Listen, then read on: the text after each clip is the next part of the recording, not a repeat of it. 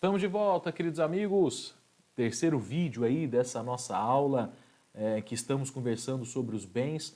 Vamos continuar na classificação dos bens reciprocamente considerados, porque eles podem ser principais ou acessórios, como nós estamos vendo, tá? Os bens principais, como eu disse, são aqueles bens que têm existência própria. Já os acessórios são aqueles bens que estão acoplados no bem principal e eles não conseguem ter funcionalidade própria, eles precisam efetivamente estar dentro de um bem principal. Preste atenção que daqui a pouco a gente vai falar das pertenças. Para não confundir bem acessório com pertença. Bem acessório segue aquela velha máxima, segue a sorte do principal. Eu disse para vocês que fiação é bem acessório dentro de um imóvel. Quando você compra uma casa, você está comprando o bem principal. É óbvio que está implícito que a fiação vai junto, porque a fiação é um bem acessório. E os bens acessórios, eles seguem a sorte do bem principal. A porta é um bem acessório. Lógico que está implícito que a porta vai junto, a não ser que você pactue de forma contrária, porque a porta é um bem acessório que pertence a esse bem principal. Então, é inimaginável, veja que na prática isso acontece, é inimaginável você chegar e comprar uma casa e você achar que as portas não vão junto. E aí, de repente, o cara entrega a casa para você sem porta. Você fala, mas que isso, mesmo? Cadê a porta? Não, você comprou a casa, você não comprou a porta. A porta é outro bem, tudo bem, mas é um bem acessório. O bem acessório, ele segue a sorte do principal. Quando você compra um carro, é claro que você imagina que o pneu vai junto, porque os bens acessórios, eles seguem a sorte do bem principal. Tudo bem? Então, veja só, amigos. Nós temos os bens principais, que têm existência própria, e aqueles acessórios que dependem de estar acoplados dentro de um bem principal para que eles possam alcançar a sua finalidade. E aí são inúmeros os exemplos. Fechadura, porta, eletricidade numa casa, num carro, o próprio motor, o próprio pneu, os bancos, o chassi. Mas, enfim, quando você adquire um bem principal, seja qualquer título, compra e venda, doação, oneroso ou gratuito, ou seja, você subentende que o bem acessório vai junto com o bem principal. Agora preste atenção, queridos amigos. Não confunda bem acessório com pertenças, porque essas não vão junto em regra, a não ser que você pactue naquele contrato. O que são as pertenças? Elas estão assim definidas no artigo 93. São bens que, não constituindo parte integrante do principal, ou seja, não estão acopladas do bem principal, você consegue retirá-las e dar uma outra finalidade para elas, se destinam de modo duradouro ao uso, ao serviço ou ao aformoseamento de outro. Que bonitinho, né? Vou dar um exemplo para vocês. Casa é bem principal, porta é bem acessório. Os móveis dentro dessa casa são pertenças. Por quê? Porque são bens que estão de modo duradouro dentro de um bem principal para aformoseamento, para melhorar a utilidade, mas não estão acoplados nele. Quando você compra uma casa, você entende que os bens acessórios vão juntos. Porta, eletricidade, o interruptor, mas os móveis não. A não ser que você pactue de forma diversa. Tanto que é mais do que natural quando você compra uma casa, você até vai lá fazer a visitação, a casa está mobiliada, você fala, nossa, que bonito. Só que daí quando você vai lá e pega a casa, você já tem até no seu íntimo de que a pessoa vai tirar a mesa de jantar, vai tirar a geladeira, vai tirar a poltrona, vai tirar as cadeiras. Vão tirar aqueles bens. Por quê? Aqueles bens não são considerados acessórios, são considerados pertenças. E as pertenças não fazem parte do bem principal, não seguem a sorte do bem principal, diferente dos bens acessórios. E quem diz isso é o próprio Código Civil, queridos amigos. Tudo bem que vai falar que os negócios jurídicos que dizem respeito ao bem principal não abrangem as pertenças, salvo se o contrário resultar da lei, da manifestação da vontade ou das circunstâncias do caso. Nada impede que as partes podem pactuar de forma diversa. Nada impede que as partes possam falar, as pertenças vão junto. Isso é muito comum nos Estados Unidos. Nos Estados Unidos é muito comum você comprar casa de porteira fechada, né? As casas já vêm mobiliadas e você já entrega totalmente para o comprador. No Brasil também isso pode acontecer. O direito civil é direito privado, pessoal. O código ele traz um regramento, mas se as partes quiserem pactuar de forma diversa, sem problema nenhum, podem pactuar. O que eu quero dizer para vocês é que pelo Código Civil as pertenças não vão junto. Mas se a parte quiser pactuar de forma diversa, pode pactuar. Pode te falar, meu amigo, o computador vai junto, a mesa vai junto, a geladeira vai junto, tudo vai para você, não tem problema nenhum. Combinado até aqui? Surreal, o que seria uma pertença num carro, por exemplo, né? Vamos lá a exemplos. Quando você compra um carro, carro é o bem principal. Banco é bem acessório, pneu é bem acessório, motor é bem acessório, tanque de combustível é bem acessório, tudo aquilo que é necessário para a utilidade do carro. Agora, imagine que em cima daquele carro o proprietário anterior colocou lá uma grade de ferro para levar a prancha, para levar a bicicleta. Aquilo é uma pertença. Ele pode perfeitamente retirar aquilo. Tudo bem? Aquilo não é um bem acessório, aquilo é uma pertença. Serviu para melhorar a utilidade, o aformoseamento, se ele quiser retirar, ele tira. Mas se ele quiser deixar, ele pode deixar. E você pode efetivamente comprar o carro com aquilo, então vai depender do que de fato as partes pactuarem nesse contrato, tá? Eu só quero que vocês saibam juridicamente a diferença entre bem principal e bem acessório. E principalmente a diferença entre bem acessório e pertença. Porque o bem acessório, ele segue a sorte do principal, ele vai junto com o principal, é implícito. A pertença não vai junto com o bem principal, não é implícito, a não ser que as partes pactuem de forma diversa, aí ela irá junto do bem principal. Combinado? Perfeito, pessoal. Próximo passo, ainda relacionado a isso, né, a bem principal, a bem acessório, são as melhorias que as pessoas podem fazer nesses bens, para que eles agreguem valor aos bens. E aí, quanto uma casa reformada vale muito mais que uma casa na mesma localidade que não esteja reformada. Essas benfeitorias, queridos amigos, são, na verdade, melhorias. Melhorias que podem ser feitas nesses bens principais. Quais são os tipos de melhorias que existem no nosso país? O Código Civil estuda, pessoal, os tipos de melhorias, mas as implicações jurídicas elas vão surgir em vários outros ramos do direito. Porque, por exemplo, quando você estudar em direito contratual, contrato de locação, por exemplo, se o locatário fizer uma benfeitoria, será que quando ele sair desse imóvel ele tem direito a ser ressarcido dessa benfeitoria? Aí isso vocês vão estudar dentro do direito contratual, dentro do contrato de locação. E aí vocês vão estudar que vai depender de que tipo de benfeitoria ele fez. Se é necessária, se é útil ou se é voluptuária, que nós vamos estudar agora. Vai depender também do que ficou pactuado pelas partes nesse contrato de locação. Imagine um outro contrato, contrato de comodato, que vocês vão estudar, que é um contrato de empréstimo. Imagine que o comodatário, que é quem tomou emprestado, fez lá uma melhoria extremamente necessária naquele bem que foi emprestado para ele. Será que depois, quando ele devolve esse bem para quem emprestou, que no caso é o comodante, ele tem direito a ser ressarcido dessas benfeitorias que ele fez? Vai depender se é útil, necessária ou voluptuária, que nós vamos ver agora, e vai depender do que tiver pactuado nessa relação contratual.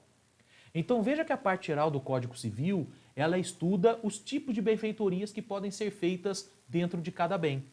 Agora, se elas serão ressarcidas ou não para quem as fez, se de repente a pessoa que as fez não é o legítimo proprietário, isso é estudado basicamente em direito contratual.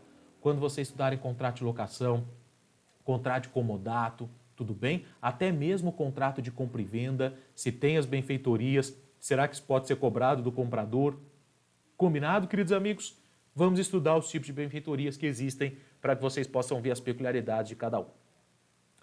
O Código Civil, ele lista 3 tipos de benfeitorias que podem ser feitas em determinado bem. Tá? Essas benfeitorias, elas vêm previstas no artigo 96 do Código Civil. Antes de mais nada, volto a dizer, o que são benfeitorias?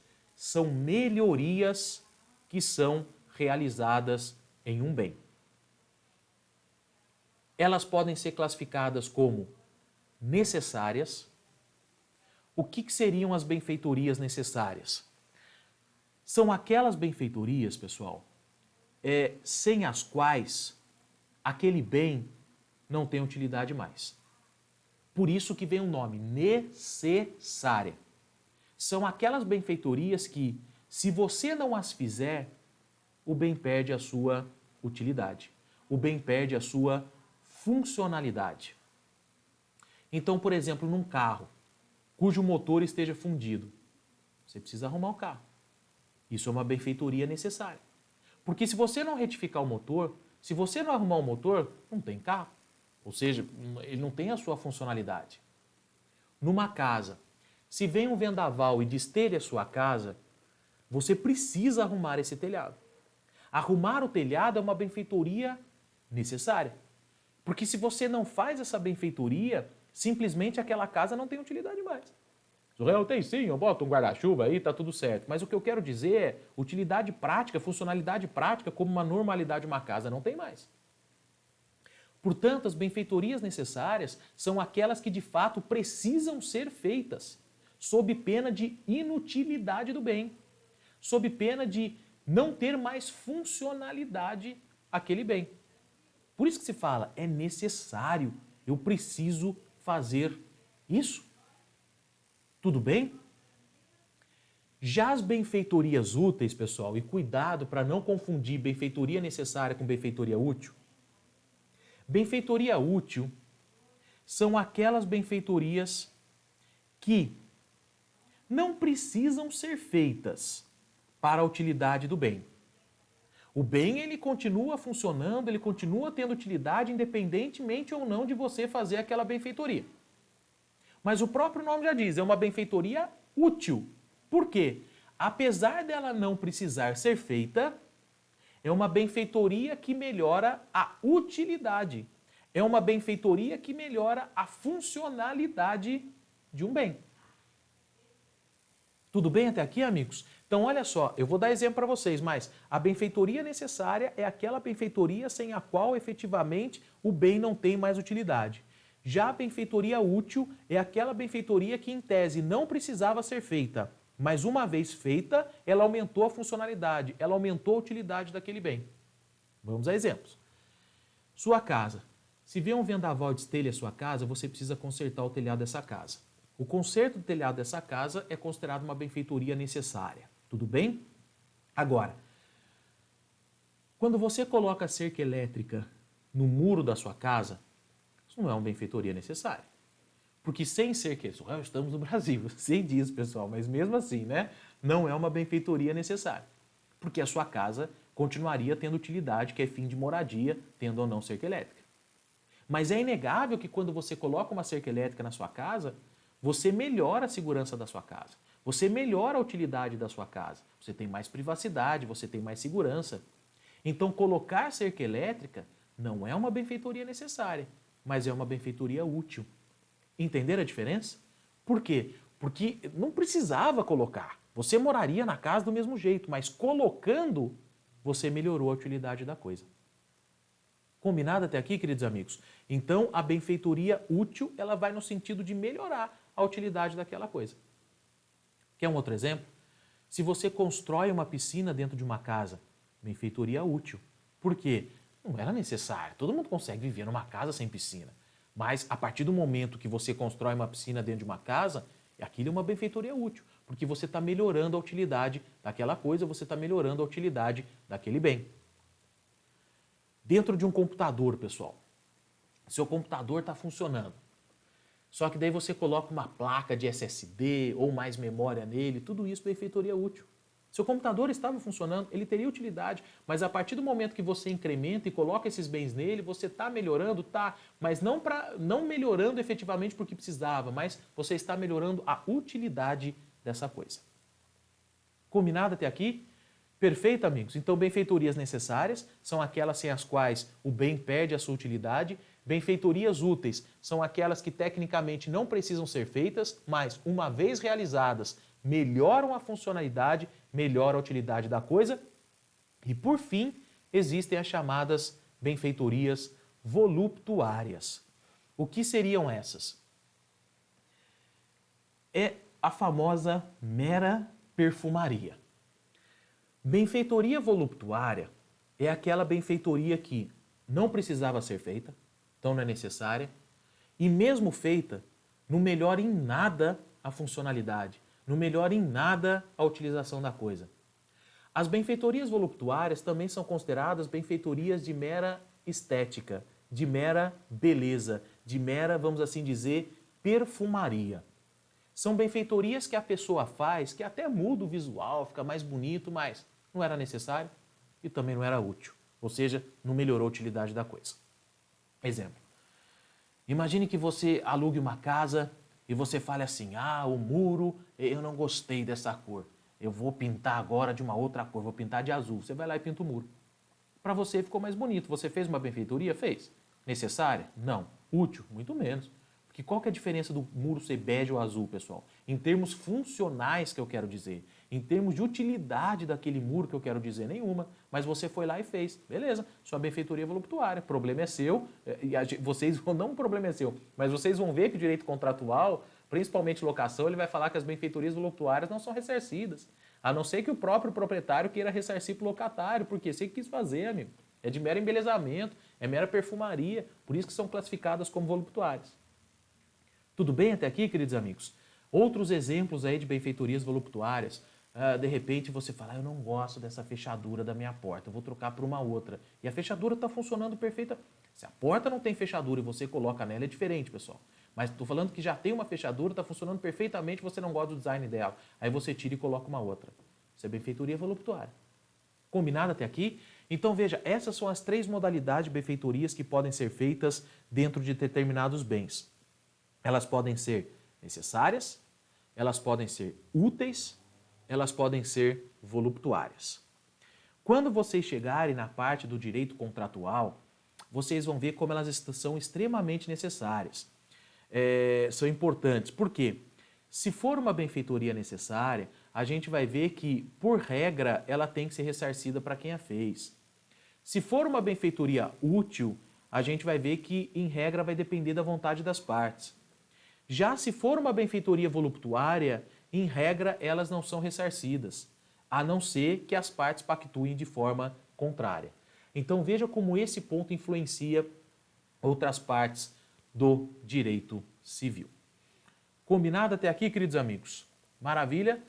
Só recapitulando aqui então, a gente vai encerrar esse assunto relacionado aos bens e já no próximo vídeo a gente entra num outro assunto do direito civil, que são os fatos e negócios jurídicos, que basicamente aí vão ser o último ponto da parte geral que a gente vai estudar. Tudo bem? Já estamos caminhando para o final aí do nosso semestre, né?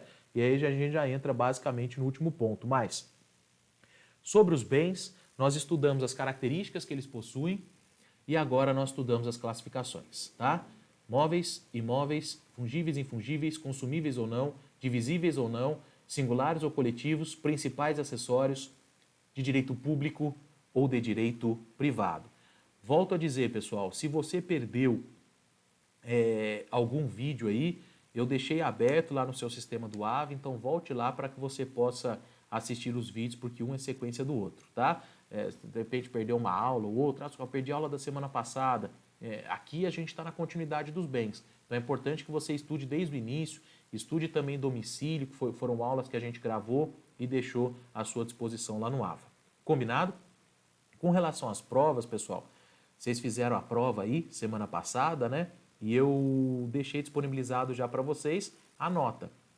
Já fiz a correção, já fiz o feedback e deixei disponibilizada a nota lá no portal do aluno, já está disponível. Lembrando que a nota de vocês valia 3,5, né? Uma questão valia 2, a outra valia 1,5 e aí ela vai ser somada com a SD1 que vocês fizeram, tá? Se você tiver alguma dúvida relacionada à sua nota da prova, a maioria foi super bem. A maioria tirou 3,5, tirou nota máxima, mas daqueles que eu descontei ponto, eu justifiquei no feedback porque que eu estava descontando ponto. Então veja lá no feedback, se você não acha justo ou se você não se convenceu do feedback, eu vou estar aí na videoconferência, entre na videoconferência, a gente conversa e eu esclareço a dúvida, tá? Mas questão discursiva, pessoal, se porventura faltou um elemento ou outro, eu vou descontar ponto, não vou descontar tudo, né? Mas eu tirei aí 0,2, 0,3, muitas pessoas às vezes esqueceram de colocar características e aí eu fui descontando. Quem respondeu de forma completa está com a nota máxima, que é os 3,5, e aqueles Quem está de nota completa não dei feedback, pessoal, porque se eu tirar nota completa não tem porque dar feedback, né? Agora, quem eu descontei ponto, eu dei feedback lá, eu escrevi o motivo pelo qual descontei. Mas volto a dizer, se tiver dúvida, entre no chat da videoconferência para perguntar aí. Combinado, gente? Vamos lá, na sequência para o próximo vídeo a gente vai entrar num outro assunto de direito civil, que são os fatos jurídicos. Grande abraço e até daqui a pouco.